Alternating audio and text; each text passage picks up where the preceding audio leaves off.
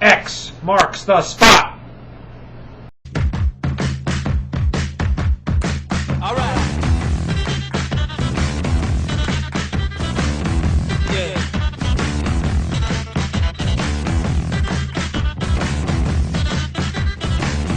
Well, now,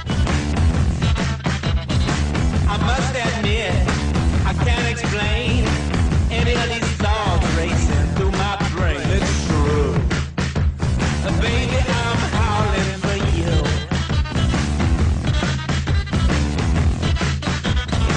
Alright.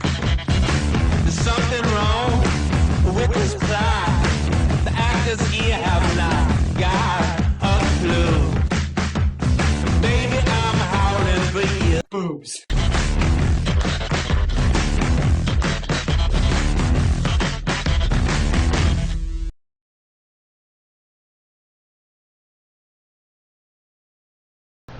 The X-Men get a backstory.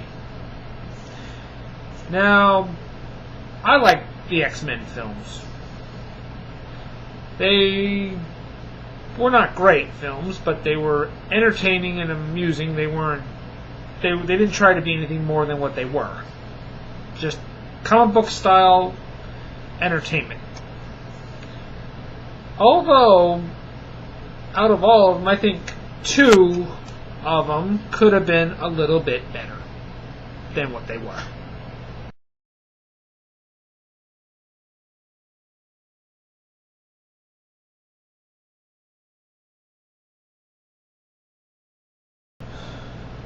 I know what you're probably asking. Where is X-Men: The Last Stand? Well, despite its flaws, I don't think it was a bad movie.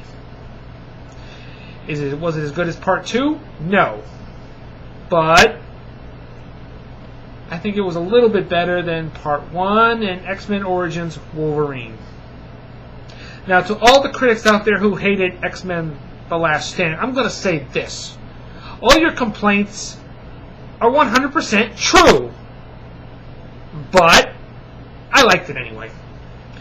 Now, X-Men First Class, which takes place in 1962. A young college student named Charles Xavier, before he was known as Professor Xavier. He's played by James McAvoy,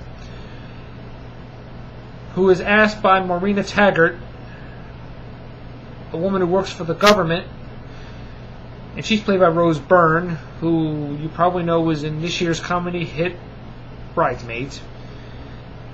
She feels that his mutant abilities will be helpful to stop an evil mutant named Sebastian Shaw, played by Kevin Bacon, who he and his crew of mutants are bent on world destruction. Charles meets Eric Lyncher before he was known to the world as Magneto, and he's played by Michael Fassbender, who you probably know was in this year's Jane Eyre. Those two team up to recruit young mutants of their own. But will they succeed? And will they be able to stop Shaw before it's too late? And I bet you want to know the answer to that one. Well, you're going to have to see the movie to find out. I give this movie a 9 out of 10. Yeah, it was good, and I like James McAvoy's performance as a young Charles Xavier. He tries to get down every mannerisms that the way Patrick Stewart played it without trying to do a cheap imitation of him, and I think he did it perfectly.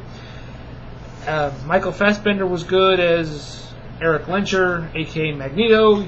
You kind of feel his torment of the sad life he lived, and I like the way he plays it in the beginning, like in the style of James Bond in a way. You don't know what I'm talking about. You're gonna have to see that part of the movie. And I liked the others too. Kevin Bacon was good as Sebastian Shaw. Quite a great villain. He was very menacing. Not quite as good as Heath Ledger in The Dark Knight, but he comes close. He was good.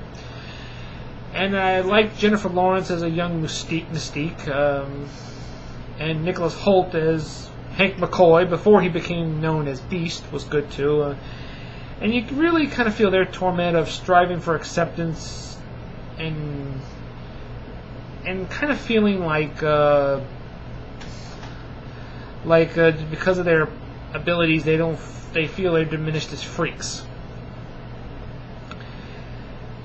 And I like the 60s setting was good too, and the effects were amazing. Rose Byrne was good also.